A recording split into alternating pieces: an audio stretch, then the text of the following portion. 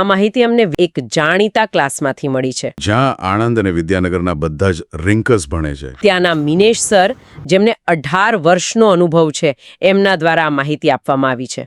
બરાબર. આજે આપણે એક બહુ જ રસપ્રદ વિષય પર વાત કરવાના છીએ. એવો વિષય જે લગભગ આપણા બધાને સ્પર્શે છે. બિલકુલ. આપણું મન, આપણી વિચારવાની શક્તિ, આપણી યાદ શક્તિ, આપણે ઘણીવાર માની લઈએ છીએ કે એ બસ જેવી છે તેવી જ રહેશે. પણ શું ખરેખર એવું છે? આજે આપણે માઇન્ડ પાવર નામના એક સ્ત્રોત પર ઊંડાણપૂર્વક ચર્ચા કરીશું, જે દાવો કરે છે કે આપણે આપણા મગજને કસરત કરાવી શકીએ છીએ, તેને વધુ તેજ બનાવી શકીએ છીએ. એકદમ સાચી વાત. ઘણા લોકોને વિચારવું એ જ એક અઘરું કામ લાગે છે. હા, જાણે કોઈ બોજ હોય. પણ સ્ત્રોતમાં ડોક્ટર એડવર્ડ ડી બોનો કહે છે તેમ આ કોઈ જન્મજાત પ્રતિભા નથી, એક કૌશલ્ય છે, અને કોઈ પણ કૌશલ્યની જેમ તેને વિકસાવી શકાય છે. અને એના માટેના સાધનો પણ છે. ચાલો એના પર જ વાત કરીએ. સ્ત્રોતમાં એક PMI નામની પદ્ધતિનો ઉલ્લેખ છે.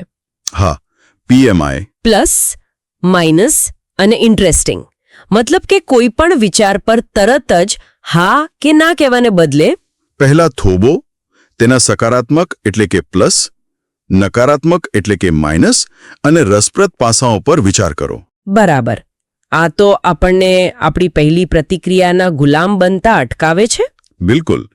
સ્ત્રોતમાં પેલો લાલ અને લીલી વસ્તુઓનો પ્રયોગ છે, જે બતાવે છે કે આપણું મન એક સમયે એક જ દિશામાં કેવી રીતે કેન્દ્રિત હોય છે. હા, PMI આપણી એ દ્રષ્ટિને વિસ્તૃત કરવાની તક આપે છે. પણ અહીં એક સારો પ્રશ્ન એ પણ થાય કે શું આનાથી દરેક નિર્ણય બહુ ધીમો અને જટિલ નથી બની જતો? હા, રોજિંદા જીવનમાં આ કેટલું વ્યવહારુ છે. જો PMI દરેક નાની પસંદગી માટે નથી, પણ મહત્વપૂર્ણ નિર્ણયો માટે છે, જ્યાં આપણો પૂર્વગ્રહ આપણને ગેરમાર્ગે દોરી શકે. અને મોટા નિર્ણયો માટે. હા, એના માટે CNS નામની તકનીક છે, એટલે કે પરિણામો અને તેના પરિણામો. Consequences and sequels. હા, આ આપણને આપણા નિર્ણયોની ટૂંકા, મધ્યમ અને લાંબા ગાળાની અસરો વિશે વિચારવા મજબૂર કરે છે. ઓહ, એટલે માત્ર આવતીકાલનું નહીં, પણ આવનારા 25 વર્ષ પછી શું થશે એ પણ વિચારવાનું. બરાબર. અને સ્ત્રોતમાં પેલી APC એટલે કે ઓલ્ટરનેટિવ, પોસિબિલિટીઝ, ચોઇસીસ વિશે પણ વાત છે. હા, મને તો પેલું એડિસનનું ઉદાહરણ અદ્ભુત લાગ્યું કે સાચો જવાબ શોધવા માટે ક્યારેક જાણી જોઈને ખોટા રસ્તા પર પણ ચાલવું પડે. બિલકુલ. અને આ જ વિચારસરણી આપણને બીજાના દૃષ્ટિકોણને સમજવામાં પણ મદદ કરે છે. પેલું ખામીયુક્ત મોબાઈલ ફોનના ડીલરનું ઉદાહરણ. હા, એ જ. જ્યારે ગ્રાહક ડીલરની જગ્યાએ અને ડીલર ગ્રાહકની જગ્યાએ પોતાની જાતને મૂકીને વિચારે છે, ત્યારે ઝઘડો સમાધાનમાં ફેરવાઈ જાય છે. તો આ બધી ટેકનિક્સ ઉત્તમ વિચારો માટે છે, પણ સારા વિચારોનો શું ફાયદો જો આપણે તેને યાદ જ ન રાખી શકીએ? અને અહીંથી જ સ્ત્રોતનો બીજો એટલો જ મહત્વપૂર્ણ ભાગ શરૂ થાય છે. યાદશક્તિ સુધારવાની લીતો. હા, અને અહીં પણ પરંપરાગત માન્યતાઓને પડકારવામાં આવી છે. આપણે શું માનીએ છીએ કે વારંવાર પુનરાવર્તન કરવાથી યાદ રહે? ગોખવાથી. પણ એક કંટાળાજનક પદ્ધતિ છે.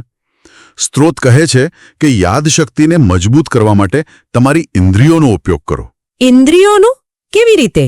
સફરજનને માત્ર યાદ ન કરો, તેની સુગંધ, તેનો સ્પર્શ, તેનો સ્વાદ, આ બધું મગજમાં એક ઊંડી અને સ્પષ્ટ છાપ છોડે છે.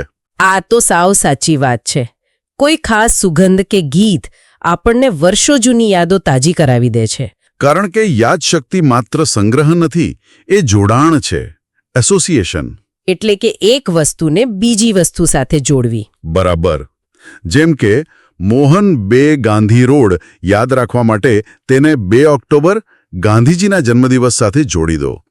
આ જોડાણ એક કડી બની જાય છે. અને આ ઉપરાંત જે વિષયમાં આપણને સાચો રસ હોય. હા, રસ અને સમજણ. જે વિષય પાછળનું તર્ક આપણે સમજીએ તે આપોઆપ યાદ રહી જાય છે. તો મતલબ એમ થયો કે વિચાર શક્તિ અને યાદશક્તિ એ કોઈ સુપર પાવર નથી. ના, બિલકુલ નહીં. એ એવા કૌશલ્યો છે જેને કોઈ પણ શીખી અને સુધારી શકે છે. PMI અને C&S જેવી પદ્ધતિઓ આપણને વિચારવાની નવી દિશા આપે છે. અને ઇન્દ્રિયો અને જોડાણનો ઉપયોગ આપણી યાદશક્તિને ધારદાર બનાવે છે. આવી જ અવનવી માહિતી મેળવવા માટે આજે જ ડિવાઇનની એજ્યુકેશન એપ ડાઉનલોડ કરો.